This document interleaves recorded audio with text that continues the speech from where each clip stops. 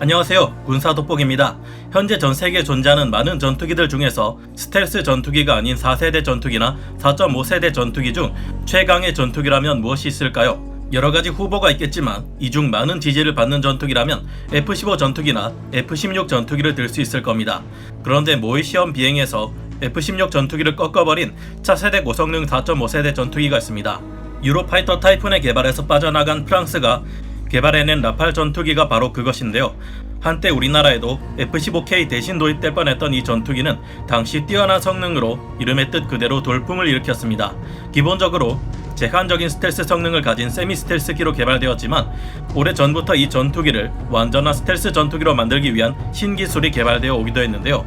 그 기술은 무엇이며 정말 실현 가능성이 있는 걸까요? 오늘은 프랑스가 자체적으로 개발해낸 명품 전투기 라팔에 대해 살펴보고 이들의 성능에 대한 진실은 무엇인지 생각해 보겠습니다. 전문가는 아니지만 해당 분야의 정보를 조사 정리했습니다. 본의 아니게 틀린 부분이 있을 수 있다는 점 양해해 주시면 감사하겠습니다. 라팔 전투기는 인상적인 성능을 보여왔습니다. 프랑스는 단독으로 4.5세대 전투기 라팔을 만들어냈는데도 불구하고 소형 기체의 많은 폭장량과 우수한 기동성을 모두 잡는 데 성공해 영국과 독일을 깜짝 놀래켰습니다. 프랑스에서 자체 제작한 스네크마 M88 2터보팬 엔진을 쌍발로 가지고 있고 최대 속력 마하 1.8에 애프터버너 없이 음속을 돌파하는 슈퍼크루즈 속도는 마하 1.4에 이르는 빠른 속도를 가지고 있습니다. 스펙트라라고 불리는 전자전 장비도 뛰어나고 기체의 크기는 작고 가볍지만 최대 이륙 중량은 라팔보다 더 큰 F-18C와 동급인데요. 유로파이터 타이푼에 비해 추력은 낮지만 폭장량은 오히려 2톤 더 많은 수준입니다. 삼각형의 델타입과 보조 날개인 카나드 익을 갖추고 있어서 상당히 뛰어난 항공 성능을 가지고 있는데요. 삼각 날개 델타익은 같은 출력으로 최고 속력을 더 낼 수 있고 체급에 비해 연료와 무장을 많이 쓸 수 있는 등 라팔의 요구사항에 딱 맞는 이점을 가지고 있는데요. 아파트 20층 높이인 60m의 초저공에서도 작전이 가능할 정도로 뛰어난 비행 성능을 보여줍니다. 레이더는 최첨단 전자주사식 위상 배열 레이더인 RBE2 레이더를 장착했는데 기계식 레이더에 비해 20만 배 빠른 지형 지물 탐색이 가능합니다. 탐지 각도 또한 140도에 달해서 최대 40대의 적기를 탐지할 수 있다고 하는데요. 2012년부터 라팔에는 더 업그레이드된 탐지거리 100km 이상의 RBE2 AA 레이더로 교체했습니다. 라팔의 우수한 성능이 전세계에 알려진 것은 2008년에 있었던 레드 플래그 훈련이었습니다. 여기서 라팔 전투기는 미국의 F-16 전투기를 상대로 6대2의 승리를 기록했는데요. 당시 F-16 조종사의 인터뷰를 들어보면 라팔이 F-16보다도 훨씬 공격적인 기동이 가능하다고 평가했습니다. 라팔 전투기의 화력은 여기서 끝나지 않고 2009년 열렸던 UAE의 ATLC에서 계속 이어졌는데요. 고도 18,000피트의 암속 상황의 모의전에서 라팔은 유로파이터 타이푼을 상대로 전투를 벌여 7승 1패의 우월한 성적을 거뒀습니다. F-22 랩터를 상대로 한 싸움에서도 5번 무승부에 1패를 기록했다느니 5번 무승부에 1승을 기록했다느니 워낙 말이 많아서 어느 것이 진짜인지 헷갈리지만 확실한 것은 라팔의 활약이 인상적이었다는 것입니다. 미국 측의 랜싱 필치 중령은 프랑스의 라팔 전투기가 최소한 F-15나 F-16 수준의 성능을 가졌으며 인상적이었다고 평가하기도 했습니다.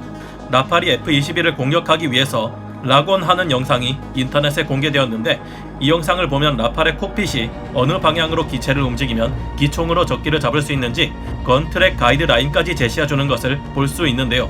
극도의 중력 가속도 때문에 굉장히 힘들어하는 라팔 조종사의 거친 숨소리와 비명소리, 화면에 잡혔다가도 금세 사라지는 F-22의 기동을 보면 이런 일이 절대 게임처럼 쉬운 것은 아니라는 것을 알 수 있습니다.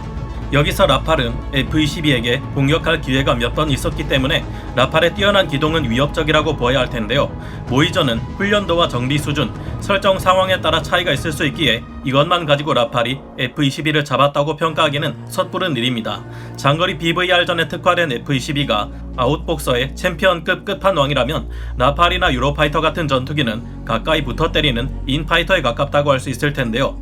그런데 이 둘을 인파이터에게 유리한 근접전 상황에 밀어넣어 놓고 싸우라고 하는 것인 만큼 F-22 쪽에 공정한 상황은 아니겠죠.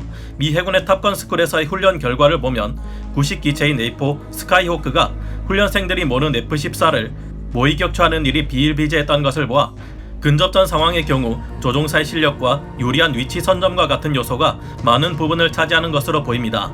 물론 실전에서는 여러 변수가 있어서 확언할 수 없습니다. 애초에 F-22는 근접전이 아닌 먼 거리에서의 BVR전에서 미사일만 쏘고 빠져버릴 것이며, 거기에는 스텔스기도 잡아낼 수 있는 미국 공중 조기 경보기와의 데이터 링크, 다른 F-22 편대와의 전술적 공조, EA-18G 그라울러나 F-35의 강력한 전자전 능력, 2016년에 완성된 F-22의 AIM-9X 근거리 적외선 유도 미사일 시스템 등 모의전과는 차원이 다른 많은 변수가 있을 것입니다. 이렇게 치면 라팔 또한 조기 경보기나 다른 기체들이 함께 다닐 테지만 완성된 편대 전력으로 봤을 때 유리한 쪽은 미국 쪽이겠죠. 실전에서 F-22를 쫓던 라팔이 격추되지 않고 가시거리 내에서 만난다고 해도 마주치게 되는 것은 F-22가 아니라 F-15의 최신형 기체나 F-16V 바이퍼가 될 가능성이 더 높지 않을까 싶네요. F-16은 초기 버전과 최신 버전의 수준 차이가 아예 다른 전투기라고 불리는 만큼 F-16V를 상대하는 것은 과거 모의전에서만큼 만만하지는 않을 겁니다. 하지만 어쨌든 기총 사격을 전제로 한 모의 근접전 상황에서 라팔이 F-22에게도 밀리지 않는다는 것은 인정해 주어야 할 부분 같습니다.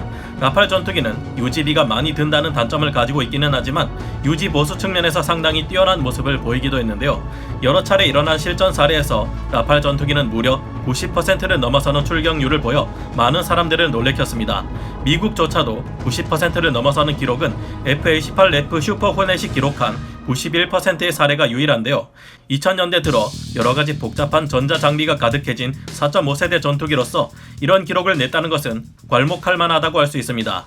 라팔과 비슷하면서도 라이벌이라 할 수 있는 유로파이터 타이푼의 가동률이 실전에서 50%를 밑돈다는 것을 생각해보면 프랑스가 따로 자국의 전투기를 만들게 된 것이 오히려 행운으로 보이기도 합니다. 라팔은 각 임무에 특화된 수백 대의 항공기를 찍어내기 어려운 프랑스군의 사정에 맞춰서 여러가지 임무에 투입될 수 있는 다목적 전투기로 개발되었습니다. 공대공 및 공대지 임무는 물론 정찰 임무, 버디 투 버디 방식의 공중 급유까지 가능한데요. 여기에 핵탄두를 내장한 미사일을 발사해 적진을 초토화시킬 수 있는 능력까지 갖추고 있습니다. 라팔의 진짜 강력한 장점은 FSO 체계라고 할 수 있습니다. 라팔이 뛰어난 성능의 다목적 전투기가 될 수 있었던 데에는 어떤 설계가 작용했을까요? 라팔은 완전하지는 않지만 어느 정도의 스텔스 성능을 부여하기 위해 동체와 날개 대부분을 복합 재료로 만들었고, 레이더 반사 면적이 큰 부분에는 레이더 전파 흡수 재료를 사용해 생존성을 높였는데요. 프랑스는 전투기의 핵심 4대 요소라 할 수 있는 기체와 항공 전자장비, 엔진, 무장까지 독자적으로 개발할 수 있는 나라로 알려져 있습니다.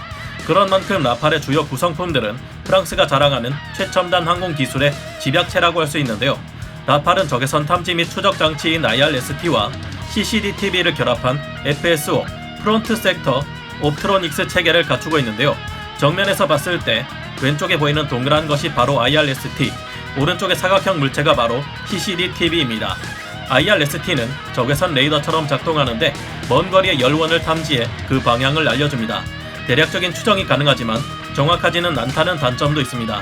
하지만 만약 적 전투기가 F더버너를 켠채로 도망치는 중이라면 엔진의 배기구를 직접 볼 수 있어서 최대 130km에서 150km 밖에서도 탐지가 가능합니다.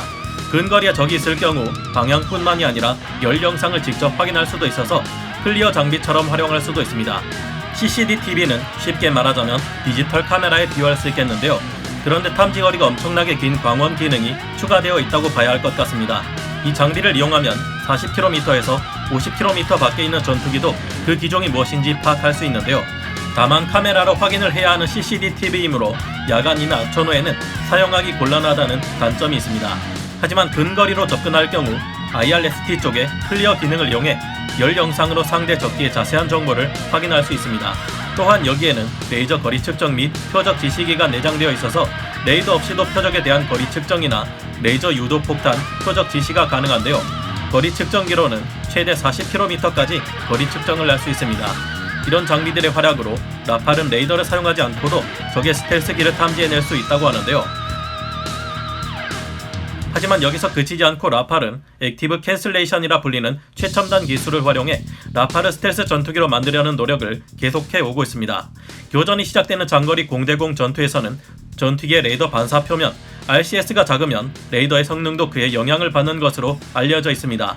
F-18E 슈퍼 호넷의 APG-79 레이더로 볼 때 RCS 추정치가 3에서 5 정도인 유로파이터 타이푼은 168.46km에서 191.4km에서 포착할 수 있는 반면 RCS 추정치가 0.01 정도인 F-35의 경우 40.48km 앞까지 다가가야 포착할 수 있으니까요.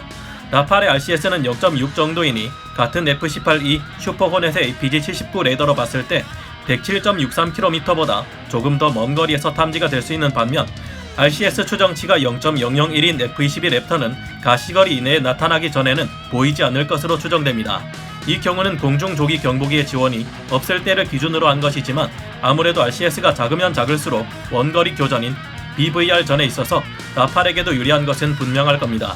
라팔에 적용하려 한다는 액티브 캔슬레이션, 능동 상쇄 기술은 쉽게 말하자면 레이더 기계에서 쏜 레이더파가 전투기 표면에 도달할 경우 그 레이더파와 동일한 밀도를 가지는 동시에 정확하게 파장이 1과 2분의 1 정도 벗어난 반대 위상을 가진 반사파를 레이더 수신기로 되돌려 보내는 식으로 전투기를 감춘다는 원리입니다. 이렇게 하면 레이더 수신기로 되돌아간 에너지파는 주파수가 없고 전투기를 파악할 수 없게 된다고 하는데요. 이론상으로 보자면 이야 그럴싸하다 싶지만 문제는 실제로 적용하기가 대단히 어려운 기술이라는 점입니다. 같은 유형의 레이더파라고 해도 능동적으로 주파수나 에너지를 갑자기 변경해버리면 이에 대응하기가 어려우니까요. 스텔스 폭격기로 유명한 노스롭 그루만의 B2 개발 초기 단계에서 소위 레이더 교란 장치로 SP3나 DSR-62가 채택되었고 이게 능동 상쇄 방식이었다는 얘기가 있었습니다. 하지만 실제로는 실용화에 이르지 못하고 1987년에서 88년에 개발이 취소되었다고 합니다. 1997년 파리 에어쇼에서 빌 스위트먼이라는 사람이 라팔을 만든 다소 일렉트로닉사의 고위 기술자와 라팔 전투기의 스펙트라 교란 장비에 대해서 의견을 나눴었다고 하죠. 여기서 그 고위 기술자는 스펙트라가 스텔스 방식의 교란 방식으로 포화 효과를 가진 것은 물론이고 전투기 자체를 보이지 않게 한다면서 여기에는 진정한 에로, 로우 옵저버블, 스텔스 항공기의 특성을 가지게 하는 몇몇 특별한 기술이 적용된다고 언급한 바 있습니다. 이때 그것이 능동 상쇄 기술을 말씀하시는 건가요? 라고 묻자 고위 기술자는 괜히 이야기했다는 표정으로 더 이상 말하지 않은 적이 있었다고 하죠. 현재는 MBDA와 탈레스가 다소 일렉트로닉사를 흡수했고 현재 미사일의 능동 상쇄 기술을 적용하는 개발을 진행하고 있다고 합니다. 스펙트라를 위해 실내 테스트 시설 4곳을 갖추는 등 상당한 투자를 했다고 하네요. 진짜로 이 기술을 실현시킨다면야 라팔이 F-22를 능가하는 강력한 스텔스 전투기로 업그레이드 될 수 있을지 모르겠습니다. 다만 그 대단한 B2 폭격기를 만들어낸 노스롭 그루만에서 포기했던 기술을 과연 이들이 실현시킬 수 있을까요? 라팔은 균형 잡힌 성능과 꾸준한 업그레이드로 프랑스 공군 및 해군 항공대 조종사들 사이에서도 매우 높은 만족도를 얻고 있으며 6세대 신형 공중 우세 전투기인 NGF 넥스트 제너레이션 파이터가 나온 이후 2040년을 넘어서까지 오랜 기간 운용할 것이라고 합니다. 앞으로는 스텔스 무인기와의 협력 작전 등을 계획하고 있는데요. 이처럼 훌륭하고 곡선의 외관까지 멋진 전투기인 라팔인데 이상하게도 10여 년 가까이 조롱감으로 전락했던 흑역사가 있습니다. 밀리터리 매니아들 사이에서 자주 나오는 라파라 삼행시는 라파라, 팔렸니? 아니오인데요. 다음에 기회가 되면 뛰어난 성능에도 팔리지 않는 전투기 라팔의 전설이 어떻게 시작되었는지 비교적 최근에 드디어 성사된 판매의 눈물겨운 사연에는 어떤 뒷이야기가 있는지 그리고 모의전에서 제압했던 F-16이 어떻게 라팔의 뒤통수를 치게 되었는지 알아보는 시간을 가질까 생각 중입니다. 그럼 오늘 군사 돋보기 여기서 마치고요. 다음 시간에 다시 돌아오겠습니다. 감사합니다. 영상을 재밌게 보셨다면 구독, 좋아요, 알림 설정 부탁드리겠습니다.